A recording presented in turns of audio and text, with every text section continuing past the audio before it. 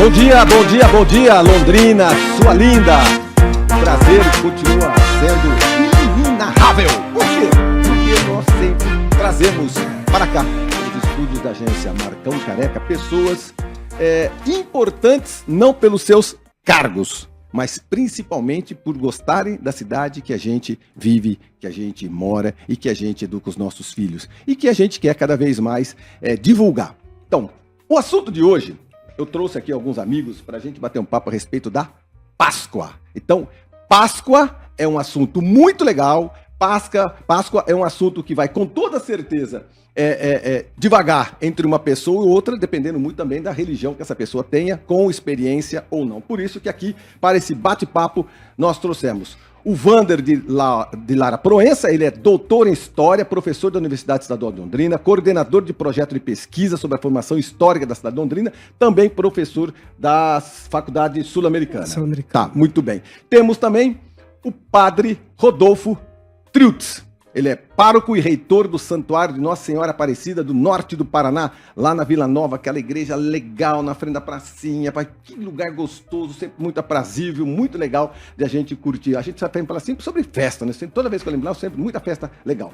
E nós temos aqui também o Alberto Pudina, o pastor Beto. O pastor Beto, ele tem, além da formação dele em letras pela UEL, ele é pós-graduado em língua portuguesa pela UEL também, em gestão escolar pela Unopar, formado em teologia pela Unifil, desde 2010, na coordenação e como professor de liturgia e língua portuguesa no Colégio Max. É pastor da área de família da Igreja Nova Aliança e, junto com a sua esposa Gabriela Pudina, é responsável pelo Ministério de Integração e pelo evento Encontro com Deus da INA. É pai do Davi, de 10, do André, de 8 e da Joana, de 5. Legal, então a gente primeiro vai identificar quem são vocês. Padre, você nasceu onde? Padre Rodolfo, você é londrinense, você nasceu na região, você tem sobrenome alemão, veio da Alemanha para cá? Não, eu sou, na verdade, sou bisneto de alemão. Nós somos de Cambé, mas o meu avô, ele nasceu em Curitiba, em virtude dos meus bisavós estarem em descida, como todo, para o sul do país, né? Mas daí, por ocasião, foram para o interior, para Curitiba, de Curitiba para o interior de São Paulo, do interior de São Paulo viemos para cá. E aí aquele menininho, junto com a família, você tinha outros irmãos? Nós somos em 3 irmãos. 3 irmãos. Eu sou caçula. Qual a tendência que aconteceu na sua vida para o sacerdócio? Aconteceu por imposição, por falta de opção, você começou a estudar, você recebeu alguma mensagem, o que aconteceu com você? Na verdade, a vocação você não tem como explicar. Ela simplesmente é um dom que cada um tem e depende de cada um dar uma resposta de sim ou não a ela. Mas esse sim ou não, ele vem, claro, motivado pela convivência e onde você se encontra. Eu tinha as minhas avós que frequentavam a igreja e com aquilo eu fui para a igreja, fui muito cedo, muito criança, e ali na igreja permaneci auxiliando num trabalho, outro na paróquia Santo Antônio de Cambé, que é onde nasci para o cristianismo. E ali, quando completei a idade, terminando o ensino médio, eu fui para o seminário, onde eu fui me preparar academicamente para a vida sacerdotal. Aí começa. Eu comecei a estudar em 2011, estou até hoje. Não para, né? Não para, né, padre? Fiz várias graduações, pós-graduações e agora estou concluindo o mestrado. Que legal. Muito bem. O padre é responsável pelo Santuário Nossa Senhora Aparecida. Eu perguntei, o padre, tem mais santuários na cidade de Londrina? Né? Até o professor estava aqui perguntando também. Não, nós temos um santuário. Então, sim, o santuário da cidade de Londrina é aquele que você fala. Nós temos santuários de afetividade que as pessoas colocam, como a Madre Leônia, a São Judas Tadeu.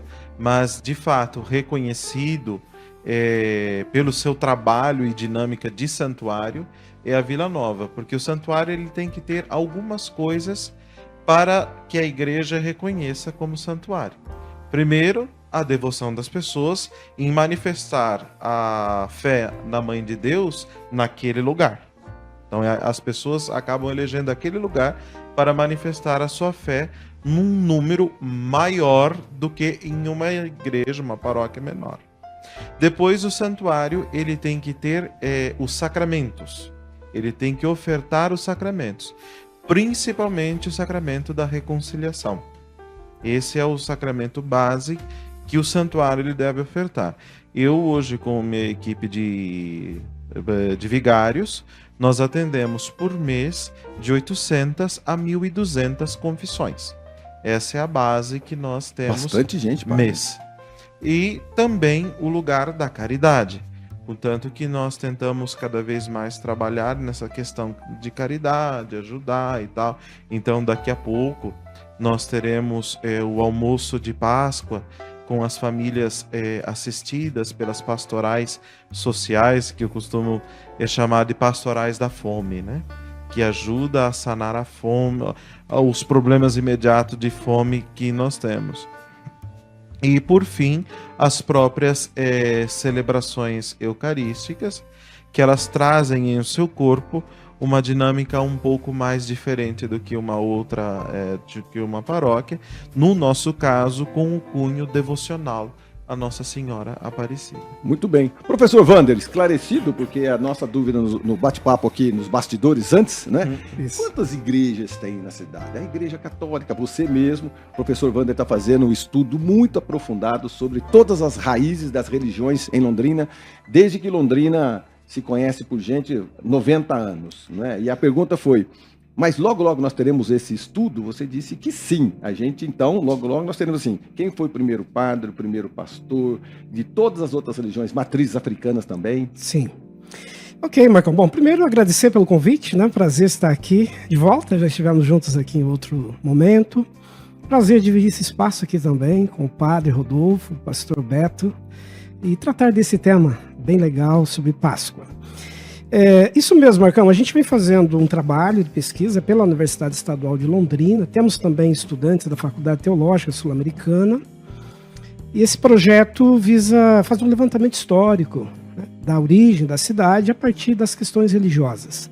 Os primeiros grupos que chegaram aqui, né, católicos, evangélicos, até mesmo aquelas práticas religiosas, crenças que não são formais, institucionais, e que estavam presentes, né, no cenário de Londrina. Então, historicamente, a gente vem mapeando até os anos 50, então, ali os anos 30, 40 e 50, que é um momento bem importante da história da cidade, né?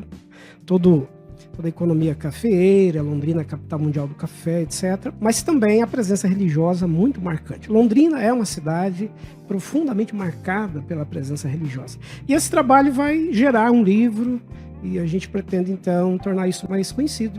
As benzedeiras de época serão reconhecidas também? Esse é um dos itens que a gente também vem pesquisando. Por quê? Porque funcionava, né, naquilo que a gente chama de margem, ou nas margens da cidade, esse tipo de vivência religiosa. Então, a benzedeira que atende a quem não tem, né, acesso à saúde, aqueles que vendiam ervas, remédios à base de plantas, né, no centro da cidade. Então, os diversos serviços religiosos que eram prestados, mesmo na informalidade, tudo isso a gente vem fazendo aí, um levantamento para catalogar e tornar isso mais conhecido do público. Muito bem. Pastor Beto, é muito bom a gente bater um papo a respeito de, não é religião, né? De sentimento. Você tem 3 crianças, né? E hoje, cada vez mais, a criançada está totalmente digitalizada, né? Então, é um desafio muito grande a gente pegar toda essa espiritualidade, né? Esse carinho, esse assunto Páscoa, né? Amor a Deus, respeito, e falar, deixa um pouquinho o celular de lado. Eu quero ver o desafio, né? Deixa um pouquinho o celular de lado e a gente vai conversar sobre um assunto um pouco mais sério. Beto, você é nascido em Londrina? Não, É uma alegria estar com você aqui, Marcão, também com o professor Wander, com o padre Rodolfo. Eu sou de Araçatuba, estado de São Paulo, e vim para Londrina para fazer faculdade. Eu vim em 1997 e estudei aqui e comecei a participar da Igreja Nova Aliança de Londrina, quando eu conheci amigos, onde eu já tinha uma experiência com Deus. Eu nasci num berço evangélico, os meus pais são pastores, minha mãe já é falecida. Mas aqui eu vim e fiz amizades e me firmei, permiti que as raízes se aprofundassem nessa igreja, onde debaixo do pastor Davi e pastora Mônica, que são os nossos pastores. Hoje minha esposa e eu somos pastores desde 2015. Então, eu vim para cá e eu adotei essa cidade. No início do programa você falou sobre isso, né? Sobre amar Londrina, sobre adotar, sobre ter essa cidade como um lugar onde nós moramos. Eu adotei a cidade como minha e os meus filhos são londrinenses, né? Todos nasceram aqui no hospital evangélico, né? O Davi, o André e a Joana. E a minha história começa aqui em Londrina, então, em 97. E fazendo faculdade, depois trabalhando na área. Trabalhei muitos anos como revisor de texto. E depois entrei no Grupo Max. E aí comecei a dar aula também, trabalhei como coordenador. E hoje eu sou professor também, além do ministério. Sou professor de literatura, professor de gramática, professor de produção de texto. Muito bem. Ô Wander, você é de Londrina? Sou da região de São Jerônimo da Serra, chamado Norte Pioneiro. Norte Pioneiro. E também vim para Londrina, como tantos estudantes, assim que terminei o ensino médio, vim para cá para estudar. E eu vim para um seminário teológico. Fiz teologia durante 4 anos e, em seguida, eu fui para a universidade, fazer história. Fiz graduação, depois o mestrado, depois o doutorado, sempre na área de história. Então, me encantei muito com essa área da educação e aí fui para o campo da educação. Então, sou professor já há mais de 20 anos, atuando como professor de história e também professor de história da igreja, história do cristianismo na faculdade teológica aqui em Londrina. Que legal, que legal. Então, eu estou muito bem amparado aqui pelas minhas perguntas mais óbvias, né? As mais simples, mas para um domingo religioso, para um final de semana extremamente importante dentro de todos os outros que nós temos no calendário, a Páscoa. Então eu solto a palavra para vocês sobre Páscoa, pela visão de cada um de vocês. Então, como se eu direcionasse para o professor a história da Páscoa, ele vendo como professor de história, e depois para vocês dois, um pela Igreja Católica e pela Igreja Evangélica. Você quer conversar com vocês? Posso começar. O que é a Páscoa pela história? Legal. Sem você pender nem pro lado da religião, nem do outro, apenas a história. Eu quero saber o que aconteceu com o chocolate, com o coelho, com toda essa história, porque depois o comércio chega pra gente e fala, olha, se você não comprar um chocolate, você vai magoar a criança. Eu falei, meu Deus, mas Jesus pensou nessas coisas? Ah, se você não der um presente, se não tiver o coelho, onde apareceu o coelho nessa história toda? Tá legal. Historicamente. Vamos começar por aí. O primeiro registro que se tem na história da celebração da Páscoa se dá no Egito, com o povo hebreu, né, que estava escravizado, isso por volta do século XIII a.C. E ali, de acordo com o relato bíblico do livro do Êxodo, ocorreram ações divinas para libertar esse povo. E na última noite, antes da saída desse povo para uma fuga em direção a uma terra de liberdade, eles celebraram uma refeição. As famílias foram orientadas a se reunir à noite. Então foi imolado um cordeiro, eles comeram a carne assada desse cordeiro, com as ervas amargas que simbolizavam o sofrimento, os pães ázimos, né, o pão sem fermento, simbolizando a pressa da saída, e o sangue desse cordeiro foi colocado nas portas das casas dos hebreus para avisar que naquela casa o anjo da morte não deveria passar, segundo o relato bíblico. E foi assim que aconteceu. E a palavra Páscoa significa passagem, travessia na língua hebraica. Então, tornou-se ali um memorial dessa saída, dessa libertação, que vai dar origem ao Êxodo, que é a caminhada do povo hebreu rumo à terra prometida, a terra de Canaã, a terra de Israel. Então, esse é o primeiro registro histórico que nós temos de celebração da Páscoa. Histórico. Beto, sua opinião? Não. A sua verdade. A minha verdade é a verdade absoluta da Bíblia. Não tem a minha, mas é nisso que nós cremos. Exatamente como o professor Wander disse, a origem da Páscoa está aí, nas palavras, exatamente no que ele disse. Houve uma passagem, né, da escravidão para a liberdade e o povo então sai daquele lugar. E aí quem conhece a Bíblia sabe que Moisés foi esse líder, esse libertador, o homem que Deus usou para libertar o povo. Houve então 10 pragas e a última praga foi essa praga, né, do anjo da morte. Mas aqueles que tinham sangue sobre os umbrais, sobre as batentes da porta, eram protegidos. Então, naquela ocasião, os primogênitos dos egípcios morreram. O próprio filho do faraó morreu. E aí, ele não vê o que mais fazer senão mandar esse povo embora, permitir que esse povo vá embora. Porque Moisés, orientado por Deus, pedia para que o faraó deixasse o povo ir para adorar no deserto e para servir a Deus. O Deus de Israel, não os deuses do Egito. E aí realmente acontece, tem a travessia do Mar Vermelho, que foi um outro milagre que acontece, né? O mar se abre e eles passam a pés enxutos. Mas aí, 13 séculos depois, anos depois, séculos depois, em Jesus então estabelece a Páscoa cristã, quando ele celebra a Páscoa, mas não agora com o Cordeiro, porque ele é o Cordeiro enviado por Deus, ele veio para morrer. Se lá no Egito o povo hebreu matou um cordeiro e comeu com ervas amargas e com o pão sem fermento, agora Jesus apenas reparte o pão, que representa o próprio corpo dele, que horas depois seria mortificado, seria sacrificado, e o vinho que representava o sangue dele que seria vertido. Então não tem o cordeiro, ele é o cordeiro. E ele diz assim, façam isso em memória de mim. Continuem fazendo isso. Então nós, a despeito de toda a Páscoa que existe aí fora, nós continuamos praticando a Páscoa cristã, que é reconhecendo que Jesus Cristo é o Cordeiro Pascal e que ele veio morrer na cruz por nós, mas aí no domingo de Páscoa ele ressuscita. Então para nós a Páscoa é a ressurreição, é Jesus Cristo nas nossas vidas, não é? Respeitamos, não deixamos de comer chocolate, né? Mas os nossos símbolos são os símbolos da palavra de Deus, né? Que é Jesus Cristo, o Cordeiro de Deus, que veio para tirar o pecado do mundo, que veio para nos salvar. Muito bem. Padre, sua opinião. Olha, a Páscoa é passagem, como disse o professor. Alguns detalhes: pressa. Eles comeram em pé, porque tinha pressa para sair. Depois, o professor tocou numa palavra que é muito importante: sangue. O sangue passado na porta já é prefiguração do Cristo na cruz.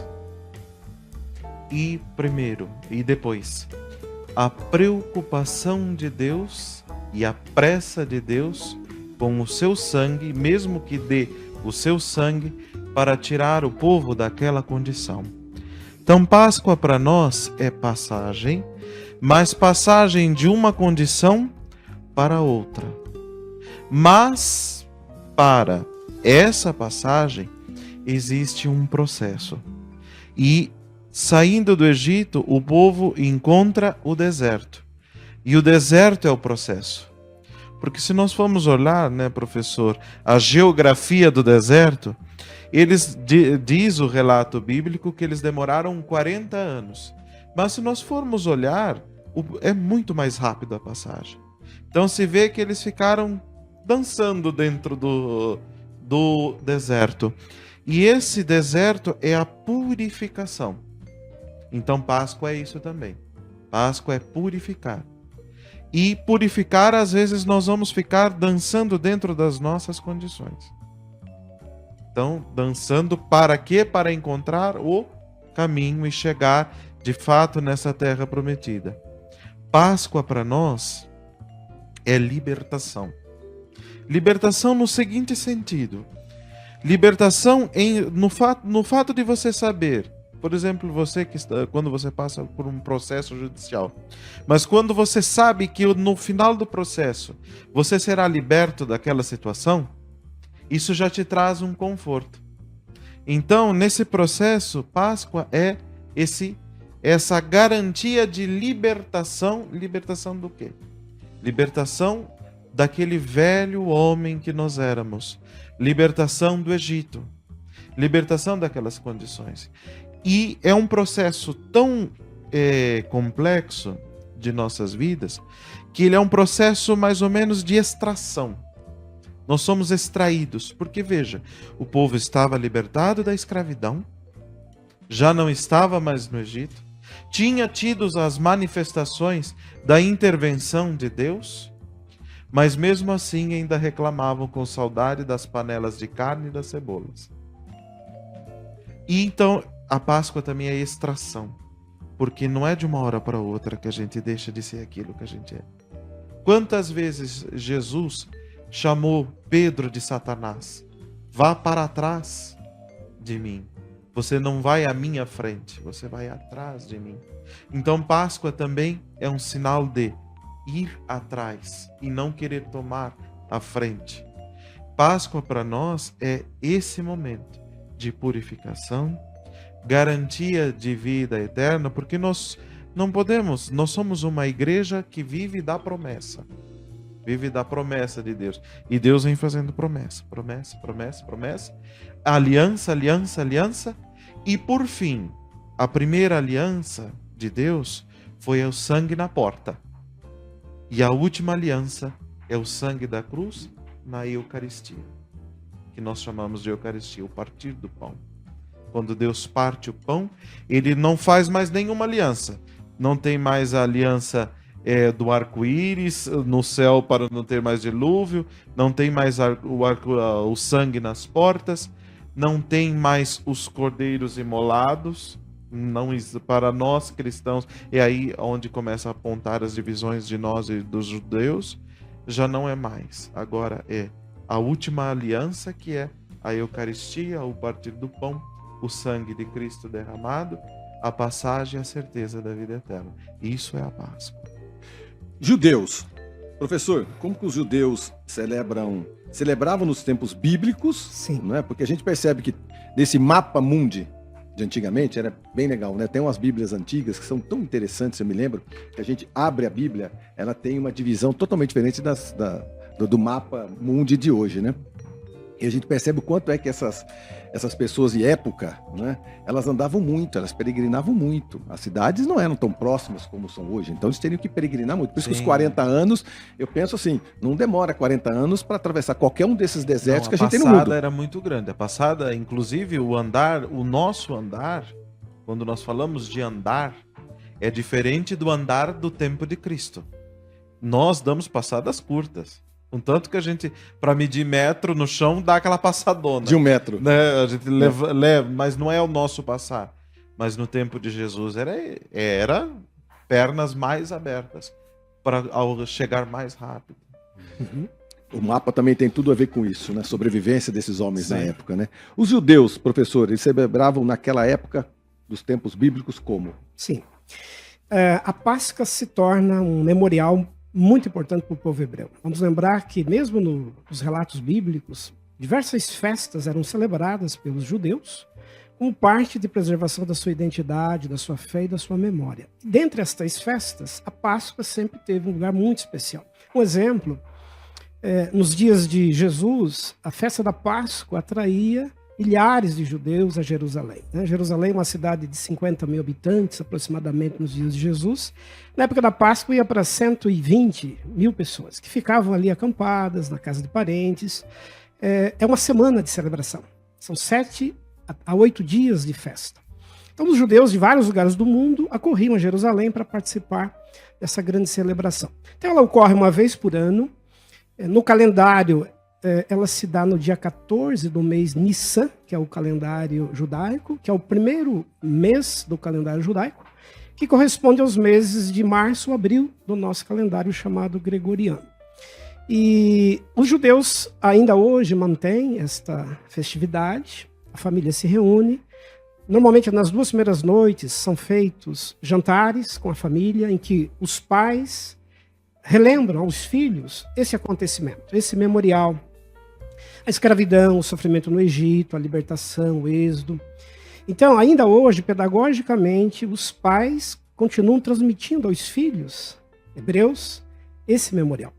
E é bom a gente pensar e lembrar que, historicamente, os judeus sempre tiveram conflitos, perseguições, experimentaram diásporas, dispersões pelo mundo. Né? Até muito recentemente estavam existindo como uma nação sem território.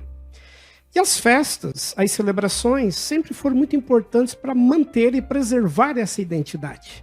Então hoje, por exemplo, os judeus têm 3 grandes festas. A festa do Ano Novo, a festa do Dia do Perdão e a festa da Páscoa. De todas elas, a mais importante é a festa da Páscoa.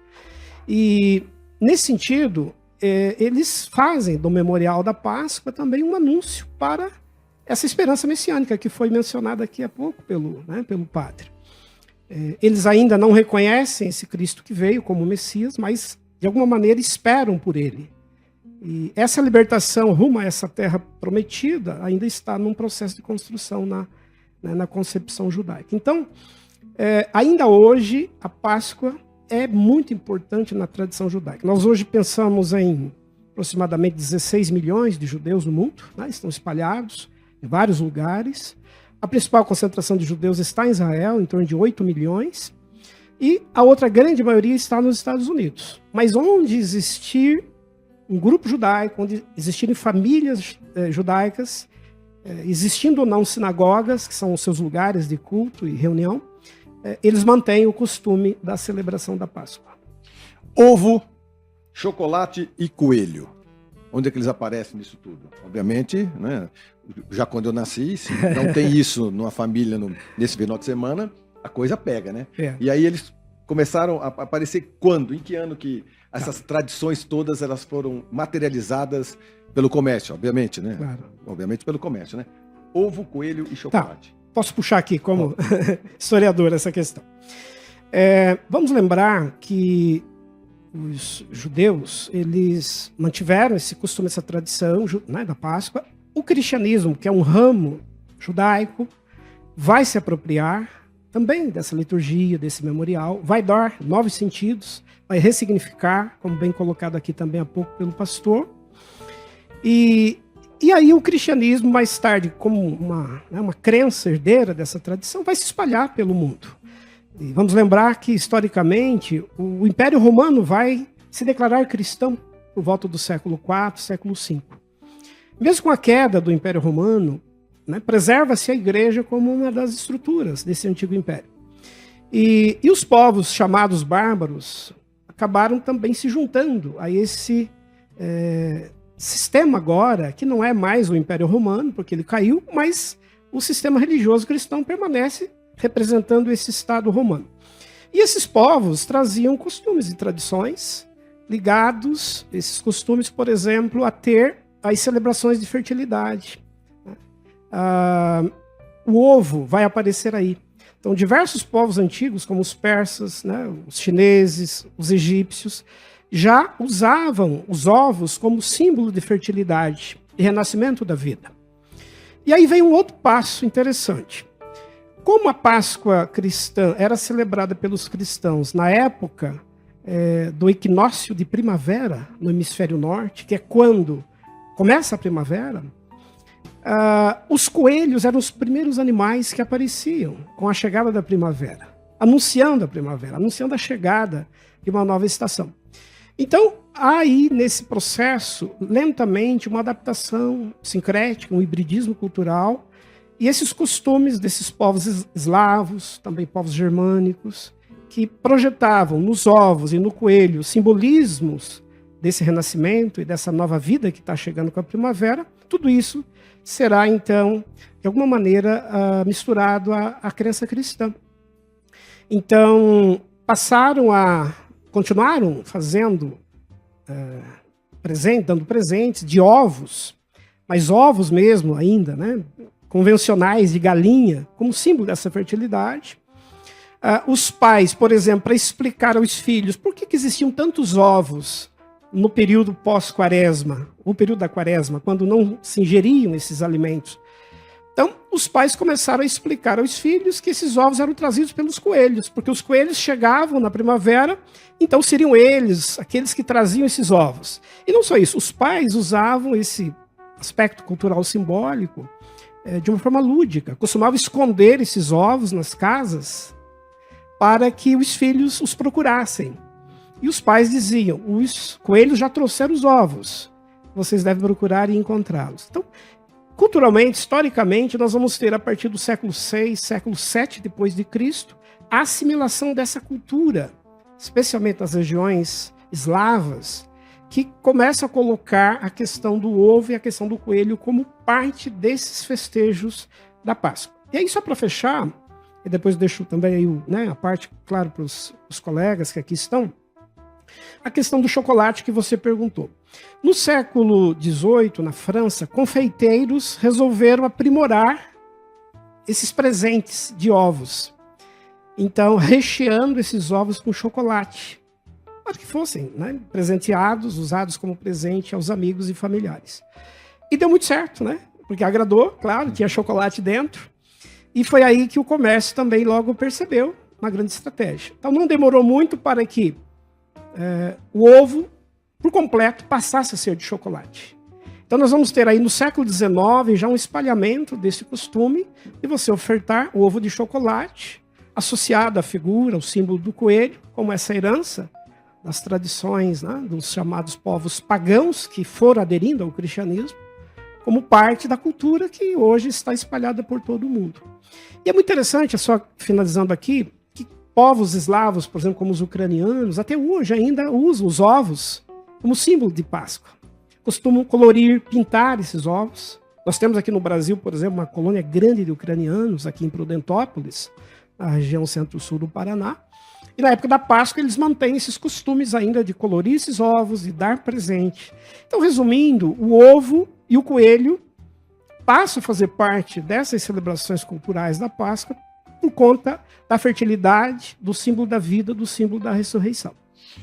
Pastor Beto, quando você vai trocar ideia com as suas crianças, né? Eu volto naquele assunto lá atrás, quando eles estão totalmente ligados, né, no celular e o tempo todo na internet, você consegue resgatá-los para as histórias? É um grande desafio, não é? Se você pegar uma tradição como essa, milenar, secular, e você falar, criançada, olha esse simbolismo, né? E você tem 3 numa época, em período de captação de tudo quanto é tipo de mensagem, né? A mundana e aquela que você pode tirar de dentro de casa, né? Qual o desafio? Marcão, lá em casa eles não têm celular. Então isso para nós é uma postura, minha esposa e eu, a gente conversa sobre isso. Eles acessam o nosso, debaixo de supervisão. Então mesmo o mais velho, com 10 anos, vai chegar o tempo em que ele já está pedindo, né? Mas a gente não deixa o celular na mão dele. Então ele mexe com o computador em casa, debaixo de supervisão, o meu celular também. Mas o grande desafio sobre a Páscoa é o que foi ensinado no Antigo Testamento por Deus, por meio de profecias, por meio dos registros que foram deixados.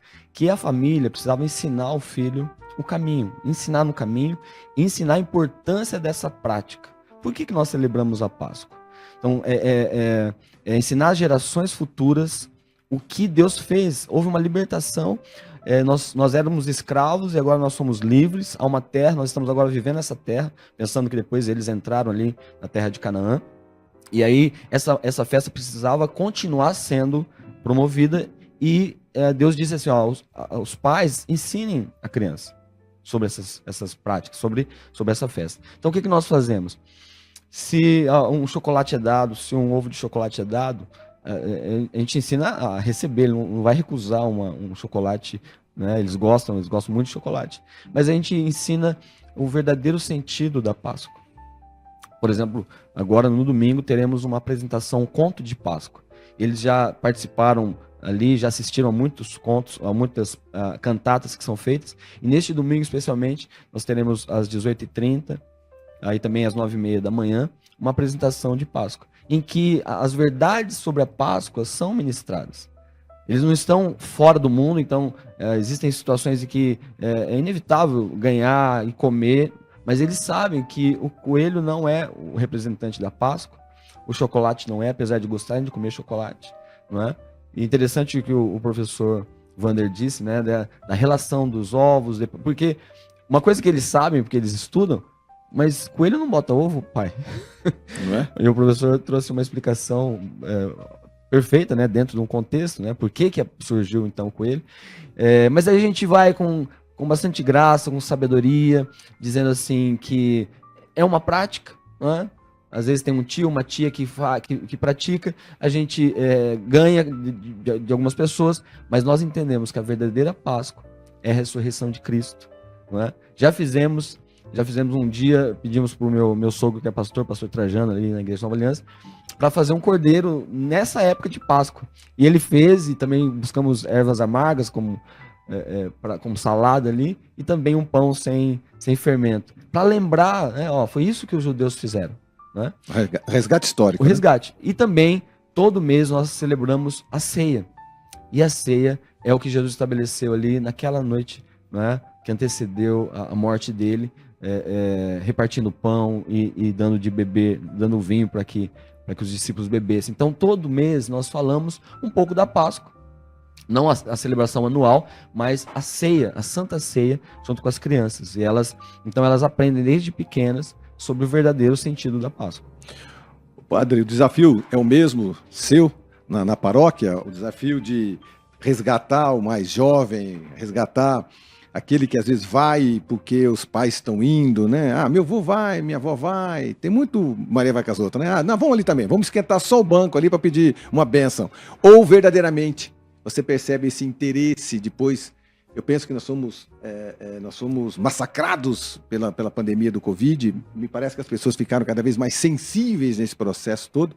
Essa sensibilidade, esse resgate, porque a morte foi discutida na mesa de casa, né? Nunca tinha sido nas nossas gerações, né? Pela primeira vez ali, eu tenho amigos meus que falam, olha, eu vou deixar as senhas do banco aqui, eu não sei o que pode acontecer comigo na semana que vem, né? Então, padre, você percebe isso na sua paróquia? As pessoas mais novas estão se interessando ou ainda é um assunto que você tem que martelar quando você vai pregar para eles, ou é já alguma coisa inculta neles? O papai já ensinou, a vovó já ensinou e esses jovens estão indo com a história?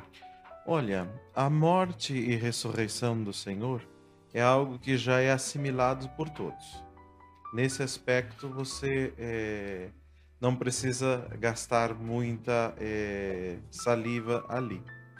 Mas o que você precisa, de fato, trabalhar são elementos que faz a preparação para a vivência da Páscoa.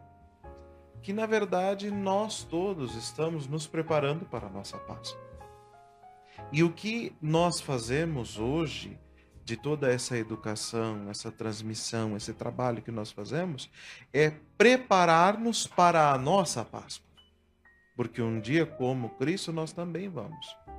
E são elementos que nós iremos, ao longo de nossa vida, enfrentar para que nós possamos, através da experiência nesse mundo, conquistar e chegar na possibilidade de contemplar Deus face a face, que é a nossa Páscoa.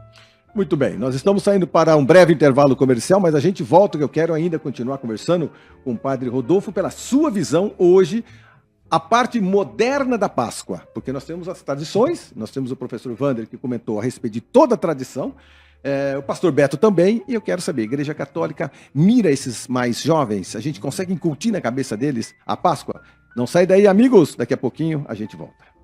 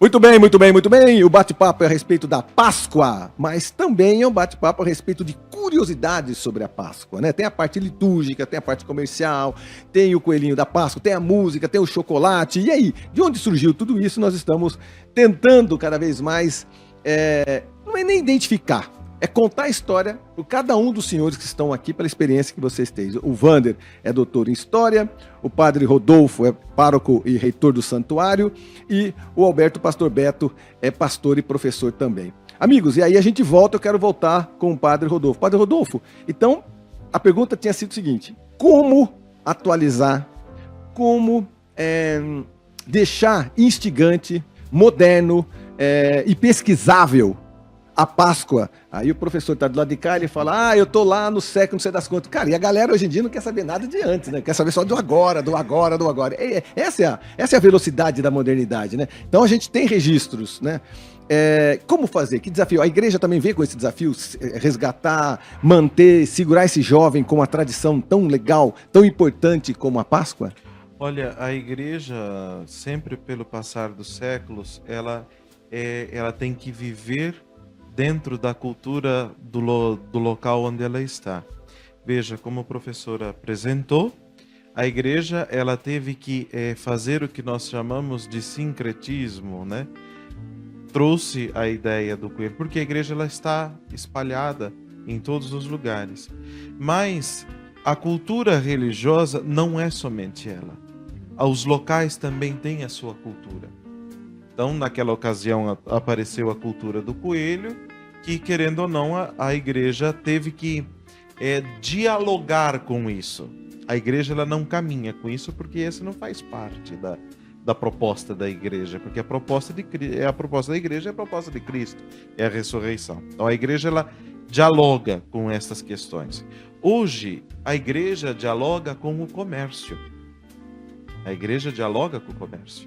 Porque o comércio dita sequências das quais interfere no andamento da igreja, no andamento estrutural, não no andamento teológico magisterial. Sim. Né? Por exemplo, uma questão, eu hoje celebro a missa da ceia às 20 horas. Por quê? Porque o comércio vai até às 18. Eu tenho que dar o tempo para a pessoa ir para casa, se arrumar e voltar. Então, a igreja, ela dialoga com isso. Se adapta a essa situação sem perder a sua essência. Sim, a igreja, como diz o Papa Francisco, ela se adapta e apresenta a sua proposta. Por que Francisco ele tem essa ideia? Na verdade, essa ideia não é de Francisco. Francisco é jesuíta. E o jesuíta é fundado por Santo Inácio de Loyola. E Santo Inácio de Loyola, ele tem uma colocação em relação a isso. Eu entro na deles para eles saírem na minha. Então, a igreja, ela trabalha nesse aspecto. Que, por exemplo, isso que nós estamos fazendo aqui é extremamente moderno. A comunicação é extremamente moderna. É uma questão extremamente avançada. Então, a igreja já está na Terra há 2000 anos. E a Terra ela vai se adaptando, evoluindo, que nós chamamos de evolução. E a igreja está aqui. Num podcast. Conversando e dialogando. Então, como nós vamos tentar atingir os jovens?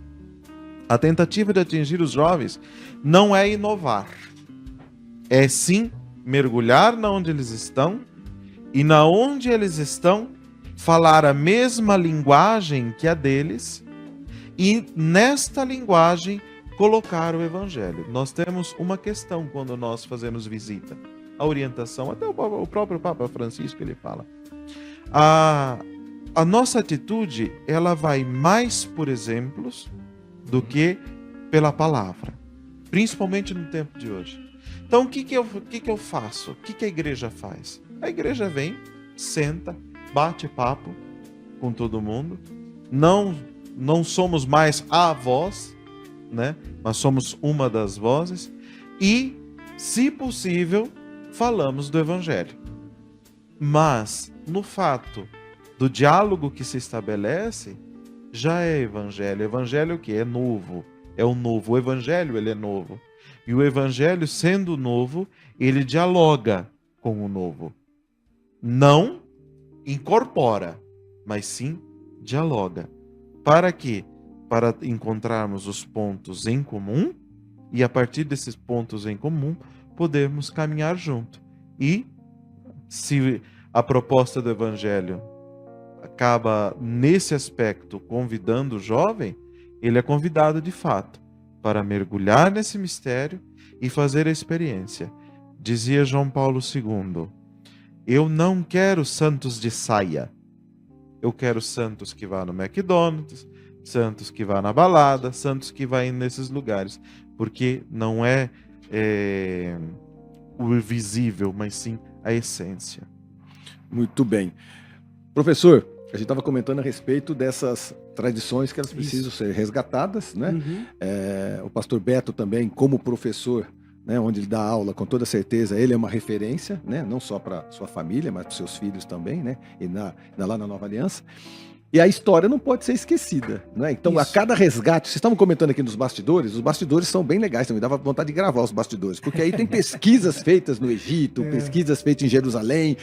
Cada pedra que se move, né? Cada tumba que se abre, eles de atrás descobriram lá mais um monte de informações extremamente importantes, mas ninguém mexe na Bíblia. Ou seja, ela foi escrita em cima, e aí os céticos acabam olhando e falam assim: meu Deus do céu, mas eu achei que fosse dar descontinuidade nessa história. Não, a história continua sendo continuada, com mais tecnologia que possa ter. Sim. Hoje tem muito estudo realizado neste ano 2023, 2022, que atesta tudo que tem a Bíblia, né? Sim, é muito interessante aquilo que já foi dito pelo pastor Beto, agora pelo padre Rodolfo, acerca da tradição, por exemplo, oral. Eu vou começar por aí, porque os hebreus, historicamente, valorizam muito a tradição oral, né? Os pais contavam aos filhos. Demorou-se um longo tempo para que toda essa vivência religiosa fosse transformada em livros. Então a transmissão era oral. Os primeiros cristãos também tiveram um longo período oral, né? O primeiro evangelho a ser escrito demora uns 30 anos depois da morte de Jesus. E por que estou dizendo isso? Porque hoje nós estamos aqui fazendo um programa numa emissora de rádio, né? Um podcast, que não deixa de ser um estilo oralizado também. As pessoas estão nos ouvindo. Então o rádio continua sendo um instrumento muito fascinante. As pessoas continuam ouvindo e gostam de ouvir. Então me parece, Marcão, já para a gente fechar aqui esse bloco, a gente pode retomar, né, em seguida, que esse novo, esse moderno, como é o rádio com toda a tecnologia, com isso que nós estamos fazendo aqui, bem lembrado pelo padre, que isso ainda consegue manter o fascínio pelo passado, pelo conhecimento, pelos saberes, que a própria arqueologia, que as ciências que estudam o passado, estão revelando hoje. Cada vez mais as descobertas arqueológicas, científicas, trazem evidências para mostrar como que aquilo que está registrado nos escritos sagrados, escritos bíblicos, tem conexão com a história e com aquele contexto. A gente pode voltar daqui a pouco sobre isso. Muito bem. Wander de Lara Proença, doutor em História, Padre Rodolfo, pároco e reitor, e o pastor Beto. E o nosso bate-papo é a respeito da Páscoa, de uma forma diferente. A Páscoa existe. Ela é bem entendida? É. E aí? Os jovens continuam curtindo, entendendo e resgatando? Vão às suas igrejas, às suas reuniões em função dos pais ou porque verdadeiramente eles acreditam? A gente já volta.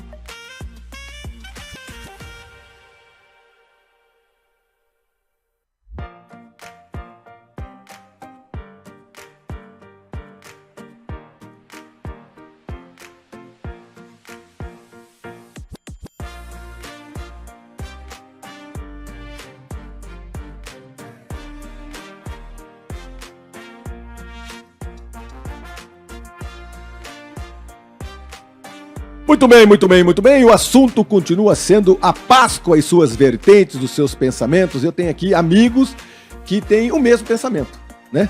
A Páscoa por si só extremamente importante, seja ela pelo lado histórico, cristão, católico, raízes africanas, não interessa. Interessa que é uma celebração muito importante e a gente vive no país, graças ao bom Deus, de muita paz. Aqui a gente não tem brigas religiosas. Gente, se você vê o mapa do mundo, e você coloca lá, pode colocar na internet, ó, guerras pelo mundo, aparece em vermelhinho, quanta guerra tem no mundo, gente. Quantas, pequenas, médias e grandes, mas muitas. A gente pensa só numa da Croácia, que é maior, mas tem 40 e poucos conflitos no país, no mundo, cara. É brincadeira. A maioria deles, guerras religiosas, né? Então, existe uma guerra no bom sentido agora para a gente atrair esse jovem, né? Esse jovem que vai com celular, esse jovem que gosta de projeção mapeada, QR Code, realidade aumentada, crédito de carbono, metaverso. Tudo isso é muito moderno. E a gente não pode perder esse jovem, né? A gente tem que trazer essa história. Eu acho que ela é bem legal, porque aí pastores, historiadores, seria muito legal a gente colocar assim na igreja, assim, falar, pessoal, vamos caminhar por Jerusalém. E aí, ao vivo, o cara fala, o que é aquilo ali? Aquilo é uma tumba. Quanto tempo tem? Tem 2000 anos. Mentira! Você acha que esse livro aqui foi escrito há quanto tempo? Eu acho que falta tato, falta essa comunicação muito louca. Coloca lá uma câmera lá do outro lado do mundo, filma e mostra. Isso é verdade? É real. Porque a Bíblia até então, ela parece que ela é um pouco antiga debaixo do braço das pessoas. Eu sou desse tempo também, de olhar e falar, minha avó quer, minha avó gosta, meu pai, então eu vou. Não!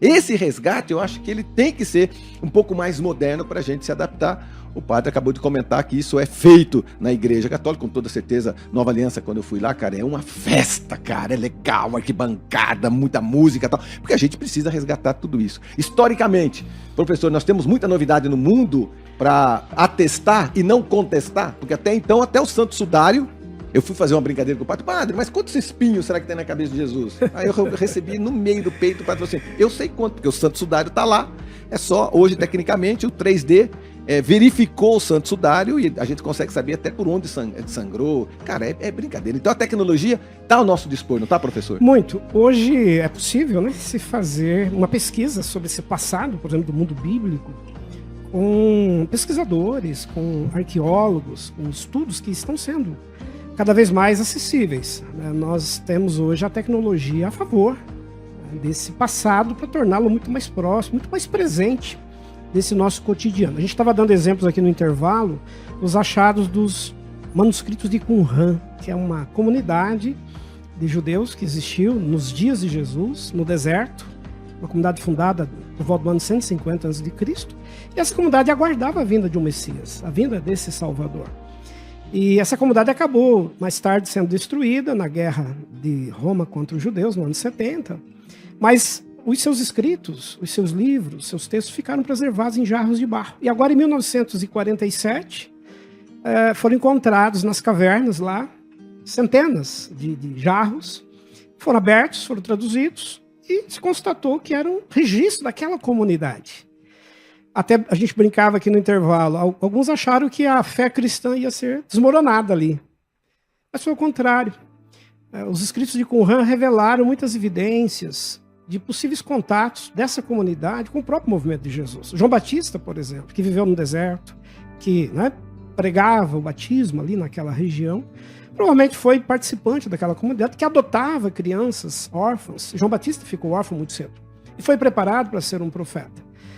E o próprio Cristo, a história do Evangelho, fala praticamente da vida dele até os 12 anos e depois salta para os 30 anos, quando ele vai iniciar publicamente o seu ministério. Então, há uma lacuna dos 12 aos 30 que sempre se questionou o que ele fez, onde é que ele esteve, enfim, as hipóteses sobre Jesus. Onde ele esteve? Onde ele esteve. Os achados de Qumran, esses manuscritos... Eu já estou pesquisando aqui, viu, professor? Você falou para mim, eu já entrei aqui na internet. Legal, aí, ó, tá vendo? A tecnologia já está aqui, né? Eu já estou atestando aqui. E aí, esses manuscritos trouxeram indícios muito interessantes para os pesquisadores de um possível contato dele com essa comunidade. Porque os ensinos que ele trouxe, a forma como ele ensinava e pregava, também são muito semelhantes àquilo que aparece nesses escritos do deserto. Tem um outro personagem muito importante do cristianismo antigo, que é Paulo, a figura de Paulo, que depois da sua conversão, a fé cristã, vai para um deserto, onde fica durante 3 anos, o chamado deserto da Arábia. As pesquisas arqueológicas encontraram vestígios de uma comunidade semelhante àquela dos essênios no deserto da Arábia. É muito provável que Paulo tenha passado 3 anos da vida dele também dentro daquela comunidade para repensar a sua visão religiosa, a sua trajetória. Então, os escritos bíblicos, eles estão permanentemente sendo atualizados, ficando mais acessíveis por meio desses alta tecnologia, né? essas descobertas, esses avanços que os campos de conhecimento nos trazem, como a arqueologia, a história, a antropologia. E tudo isso muito acessível hoje por meio da internet. Vocês têm que chamar o professor para ir lá, né? Lá na Nova Aliança, lá na igreja, não é, cara? Aí você fala assim, ó, não, o professor não vai contestar, o professor vai só identificar historicamente. Professor, historicamente. O ano de 750 a.C., o que aconteceu? Vai lá o professor e comenta. 845. O professor é craque nisso, cara. É bem legal. Porque verdadeiramente tem que atrair, padre, de alguma forma. Tem que manter, porque a gente vai, às vezes, eu tenho muito medo de Deus, eu falo pra todo mundo, você vai por quê? Porque eu tenho medo, eu me borro de medo, porque eu fui educado dessa forma, não é? Olha que Deus te pega, olha que Deus castigue, não é assim, mas já tô marmanjo o suficiente para entender de uma forma diferente, mas eu me preocupo muito com o jovem, mas muito, a galera que você fala, cara, vamos lá descobrir. Eu adoro a comunicação, a internet, as novidades, mas contanto que elas também resgatem tudo isso para a gente continuar exatamente comentando sobre a Páscoa e não é um assunto passado. Não. O que está acontecendo hoje em dia, exatamente parece que é um troço assim, é porque o padre quer, o pastor quer, o historiador quer. Não, cara, isso é as nossas vidas, né, padre?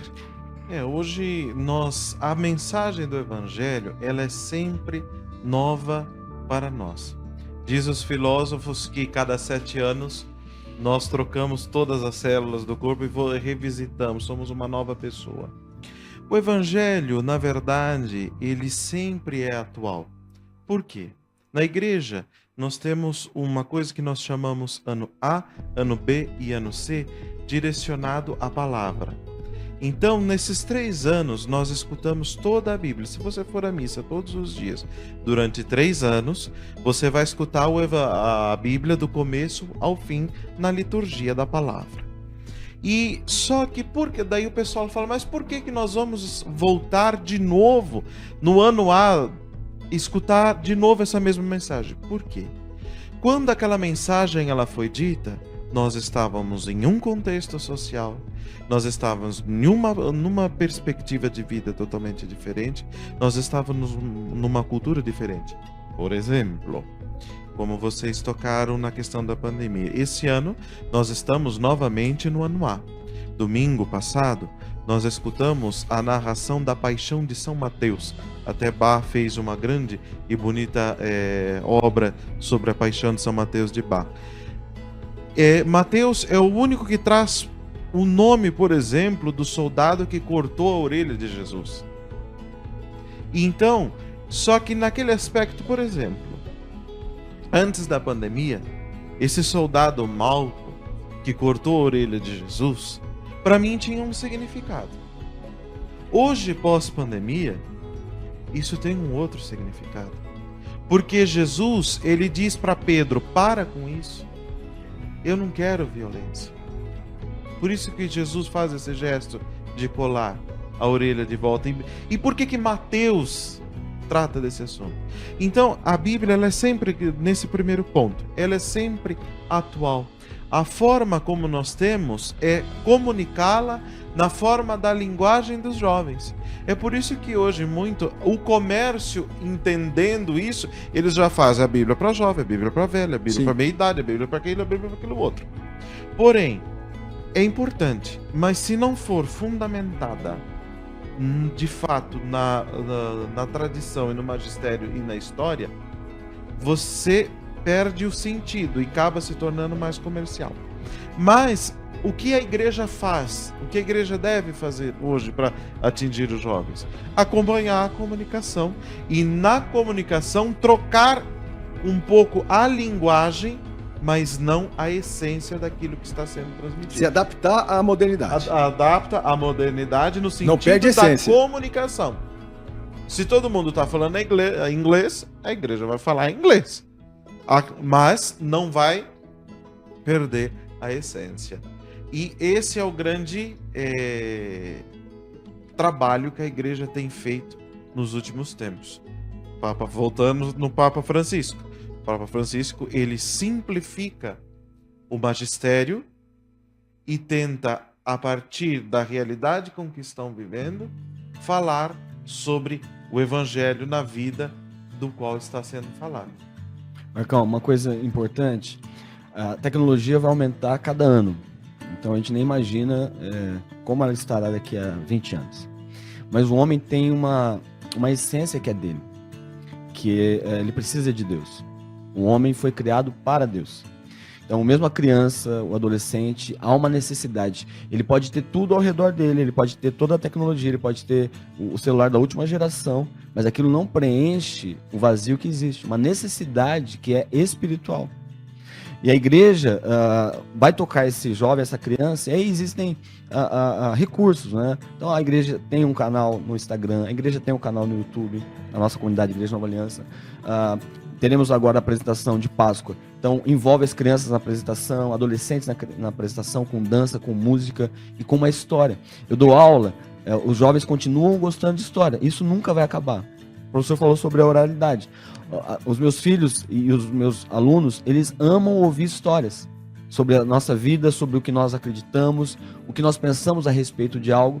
Então, a igreja vai levar o evangelho, que é as boas novas de salvação de Cristo, usando os caminhos. Não é? Uma vez Paulo disse, me faço de tolo para ganhar os tolos, de sábio para ganhar os sábios. O que ele está querendo dizer? O que eu precisar fazer para tocar aquela pessoa, eu vou fazer. Para levar o evangelho, para dizer para aquela pessoa, ó, não há outro caminho. Jesus é o caminho, a verdade e a vida. A verdadeira Páscoa está em Jesus, é Jesus que nos salva. Então, o que estiver a nosso dispor, e aí a igreja, nesse sentido, ela lança mão dos recursos que existem para um primeiro momento, para atrair atenção. Né? De repente, aquela criança não ouviria ou não prestaria atenção se não houvesse aquela luz, não houvesse aquele teatro, aquela música, e aí ele ouve. Mas quando ele ouve, ele deixa a tecnologia... Retém a informação. Retém, e aquilo toca o coração dela. Porque nós cremos, como cristãos, que a palavra de Deus, que a Bíblia é a palavra de Deus. E é Deus falando conosco. E isso é a maior mensagem que eu posso receber, que uma criança pode receber, que um jovem, um adolescente pode receber.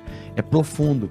Fala de situações existenciais. O celular é muito legal, eu faço tudo, eu jogo videogame e tal, mas não preenche, né? Não preenche uma necessidade que é espiritual, que é transcendente, que é algo... Eu fui criado por Deus, eu fui criado à imagem e semelhança de Deus. Então a igreja, ela lança mão dos recursos, mas ela não perde a essência do que ela precisa fazer. Ela precisa levar o evangelho de Cristo às pessoas. Professor, você tem dúvida dos seus estudantes por onde você passa? Você dá aula para um montão de gente, centenas e centenas de alunos. Eles são mais curiosos pela história para passar de ano, ou eles estão curiosos na história para entender o que Jesus fez na Terra? Tem duas vertentes, né? Eu quero estudar bastante, passar de ano, passei de ano, não quero nem saber sobre isso. Muito legal essa questão, Marcão. E é muito interessante observar como que essa nova geração está chegando, por exemplo, para fazer a graduação. Eu sou professor também na universidade, departamento de História, e nós temos uma procura grande pelo curso de História. Então, isso que o pastor Beto mencionou agora é muito interessante. Esse passado continua fascinando as pessoas. Essa nova geração, ela tem outros caminhos, outros meios de buscar esse conhecimento, mas quer conhecer esse passado. E claro, né, chegam com muitas questões. O mundo do presente questiona, interroga as origens, né? De onde tudo isso veio? Por que chegamos a essa forma de sociedade, a esse modelo que hoje conhecemos? E a história vai tentar mostrar, né, os caminhos percorridos para que tudo pudesse chegar aqui. E as perguntas que são feitas no dia a dia, né, da sala de aula, o professor dali também vivencia isso, elas pedem respostas muito, muito rápidas, as pessoas têm pressa, acho que essa geração é uma geração da pressa, daquilo que está muito acessível, no toque dos dedos, no celular, na consulta, né, ao Google, resolve as coisas de forma muito rápida. E aí, enquanto professores educadores, nós também temos que buscar novas formas de promover esse conhecimento, de dialogar com essa geração, tornando isso mais acessível, né, com os recursos que nós temos hoje.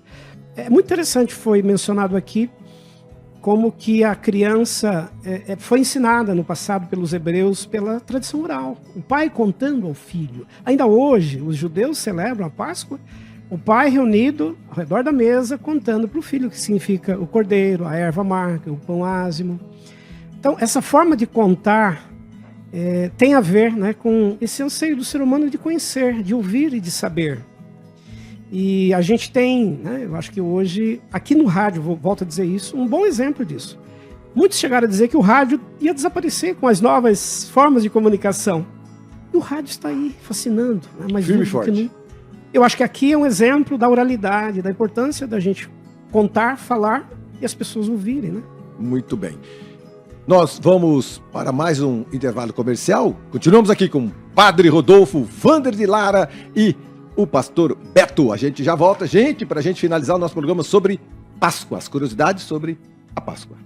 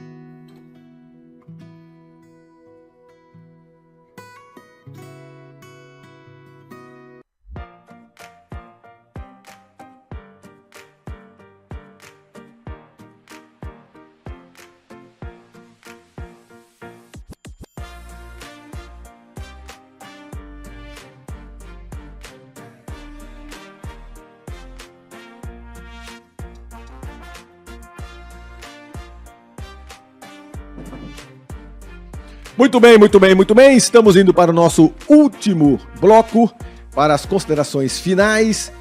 E eu penso assim, eu fiquei muito feliz também com uma informação que o padre me deu.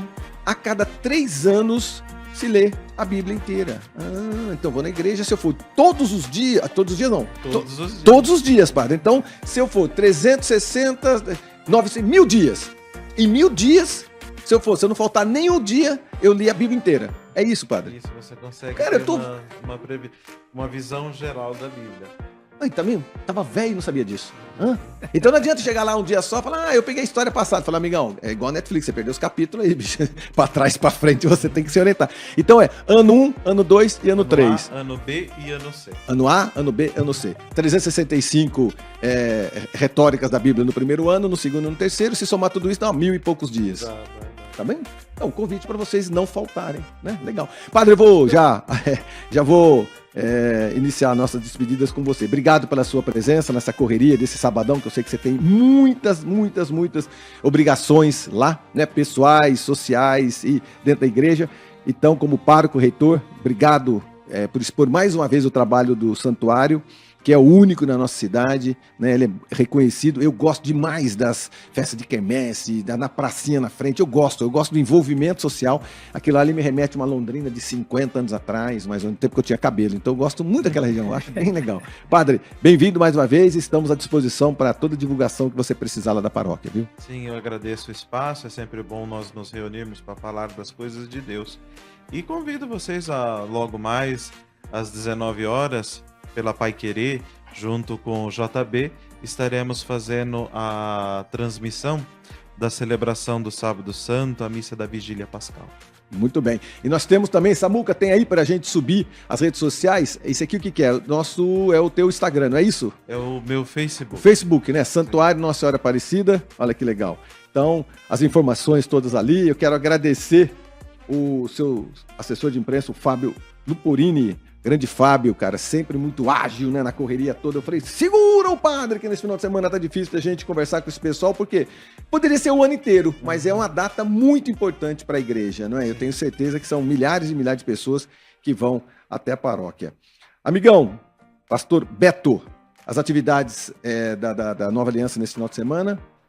Marcão, eu queria agradecer a você, aos colegas, o professor Wander, o padre Rodolfo. Uma alegria estar com vocês. Neste domingo, nós teremos uma apresentação de Páscoa, de manhã, às 9h30, e depois às 18h30. Duas sessões. Então, eu queria convidar a todos vocês. Será um musical, chama Vila Nova, um conto de Páscoa. Então, é um domingo de Páscoa, um domingo da família, para você reunir sua família, estar lá conosco e entender isso que a gente falou um pouquinho aqui. Uma estratégia de, usando um musical, levar a mensagem que é a essência da Páscoa. Jesus é o motivo de toda a Páscoa.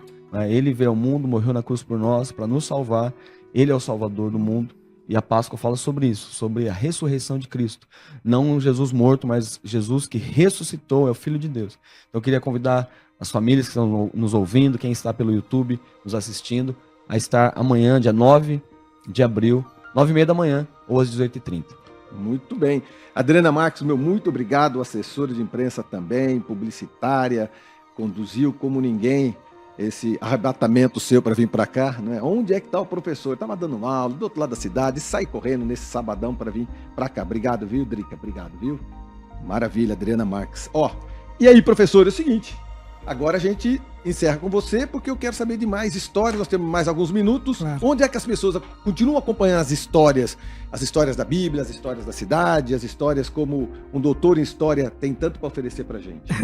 Ok, eu também gostaria de agradecer, Marcão, a oportunidade, é sempre um prazer estar aqui com você, dividindo esse espaço, também com os colegas, pastor Beto, padre Rodolfo, e parabenizar pela escolha da temática, né? É importante você trazer esse tema da Páscoa, por uma emissora que tem, né, um alcance enorme, também pelo podcast. Então, também um abraço aos nossos ouvintes. E a gente continua falando de história, com novas estratégias para um público que continua acompanhando e tem interesse em conhecer sobre esse passado. A gente tem no canal Mídias FTSA um programa chamado Curiosidades Bíblicas Históricas, em que a gente traz abordagens num bate-papo bem interessante, um diálogo também com as áreas de conhecimento, sobre diversos temas que envolvem esse mundo, às vezes aparentemente tão distante de nós, mas que torna-se tão presente quando a gente revisita pela história. Então fica aí também a sugestão para quem quiser acompanhar, assistir. E eu queria, ao finalizar, Marcão, acho que a gente não pode deixar de mencionar, a Páscoa é família, né? Foi dito aqui, ela ocorre no âmbito da família, é a valorização da família, e a gente tem visto hoje com muita preocupação o que está acontecendo com as crianças nas escolas, sobre, né, violência. A Páscoa começa com uma ameaça à vida de crianças, que foram salvas naquela noite, né, de 14 do mês Nissan, no Egito, por um livramento. Os pais que nos acompanham hoje, nos ouvem, também estão querendo livramento de seus filhos. As escolas estão preocupadas, aulas suspensas. Então, eu acho que a Páscoa vem nos falar hoje, vem nos trazer uma mensagem hoje de que é fundamental que as famílias continuem ensinando os seus filhos, educando os seus filhos. Porque essa geração que está aí é uma geração que precisa e vai precisar muito mais desse cuidado da família frente a esse mundo extremamente violento que nós estamos assistindo. A morte de Jesus é também uma denúncia da violência. A crucificação dele é um ato violento que os romanos executaram. A cruz é uma das formas mais aviltantes de você executar alguém. E ele foi vítima desse processo. Então, a Páscoa vem nos trazer a mensagem de que um novo mundo precisa ressurgir, renascer. Nós vamos fazer a passagem para esse mundo, um mundo menos violento, um mundo que respeite, que tolere, que compreenda e que não faça da violência sua estratégia para resolver os problemas e os dilemas. Então, eu queria deixar essa palavra final sobre a Páscoa. Páscoa é liberdade, Páscoa é celebração da vida, as mais diferentes culturas e tradições, e parece que a gente vai encontrar esse ponto comum. Páscoa é a celebração da vida, e não há bem maior, mais precioso do que a vida. Muito bem. Agora é com a gente. É comigo, é com você, é com cada um de nós. O modo como vamos encarar a vida e o mundo que se apresenta em nós depende exclusivamente de nós mesmos. Cristo, ao mesmo tempo em que nos dá a força necessária para caminhar, também nos dá liberdade de escolha. E você? Quem escolhe ser e o que escolhe fazer, né? Então a escolha, livre-arbítrio de cada um de nós. Tem um amigo meu dizendo assim, e o que acontece com os índios que não sabem de nada? Eu falei, cara, aí é uma outra discussão, a gente vai para um outro programa, você entendeu? Agora, de todas as informações que a gente tem, historicamente a gente consegue ter referências, né? A bibliografia sobre Jesus, sobre a história da Bíblia, é só uma questão de você direcionar aquela viagem que você está fazendo para Paris ou Nova York, vai para Jerusalém, vai, só tenta descobrir um pouquinho mais, não é? Um lado do mundo em que preserva ainda e conserva toda a história, né, do cristianismo. Estou falando isso porque provavelmente eu faço essa viagem esse ano exatamente pela curiosidade. Eu quero ir no Rio Jordão, eu quero ir na Galileia, eu preciso descobrir essas coisas, mas é uma curiosidade minha. Eu preciso descobrir isso, que eu tenho certeza absoluta que habita em todos nós. Um grupo agora, dia 17 de abril, está saindo lá da igreja para Jerusalém. Pastor Davi, pastora Mônica e outros pastores e membros vão para lá. É muito bom. É muito bom. Dizem, padre, que o caboclo vai, quando volta outro, cara. Sim, arrebata. Lembrando o Frei do biblista, ele falava assim que a visita a Jerusalém é um quinto evangelho. É um quinto evangelho. Muito bem, muito bem. Muito obrigado a todos vocês. Mais uma vez agradecendo a Adriana Marques, ao Fábio Luperini que fizeram essa correria. A Pri também, grande Priscila, fez uma correria maluca aqui para reunir todos vocês. O Samuca, Padre Rodolfo, pároco e reitor do Santuário de Nossa Senhora Aparecida, no Norte do Paraná, lá na Vila Nova. O Wander de Lara Proença, doutor em História, professor da UEL, coordenador, professor de um monte de outros lugares da Sul-Americana também. E o pastor Beto, professor também e pastor lá da Nova Aliança. Obrigado, viu, amigos? Obrigado pelo seu carinho, obrigado pela sua atenção. Eu tenho certeza que a gente deixou uma chama no seu coração, a do conhecimento, da dúvida, ou no mínimo, cara, vai na internet e pesquisa. E nesse final de semana que você tenha a comunhão dos seus entes queridos juntos com você, tá bom? Até semana que vem, se Deus quiser, eu tenho certeza que ele há de querer. Até mais.